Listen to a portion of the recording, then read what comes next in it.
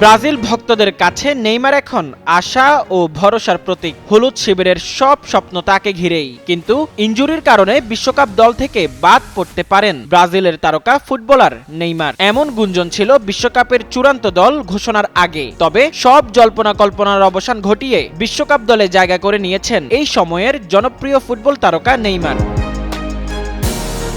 তবে ব্রাজিল ভক্তদের জন্য দুঃসংবাদ, এবার সেই নেইমারকে ব্রাজিলের জার্সি পরে আর মাঠে দেখা যাবে না। ড্রিবলিং এর নান্দনিকতা দেখার জন্য যারা নেইমারের ভক্ত তাদের জন্য হতাশার খবর হলো 2026 বিশ্বকাপ হতে যাচ্ছে নেইমারের ক্যারিয়ারের শেষ আন্তর্জাতিক টুর্নামেন্ট। এরপর ব্রাজিলের বুট জোড়া আলমারিতে তুলে রাখবেন তিনি।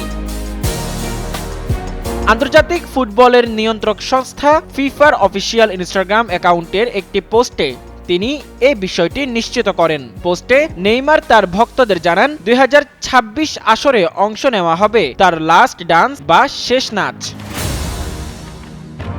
বর্তমানে নেইমার গ্রেড 2 কাফ ইনজুরি অর্থাৎ পেশির চোট থেকে সেরে উঠছেন এবং শিগগিরই অনুশীলনে ফিরবেন বলে আশা করা হচ্ছে। এই চোটের কারণে পানামার বিপক্ষে প্রীতি ম্যাচে খেলতে পারেননি তিনি, যে ম্যাচে 6-2 গোলের বড় ব্যবধানে জয় পায় ব্রাজিল।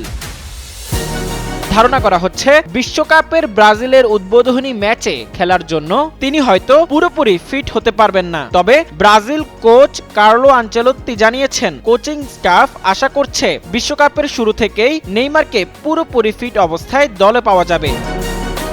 2014 বিশ্বকাপে প্রথমবার ব্রাজিল দলে অংশ নেন নেইমার।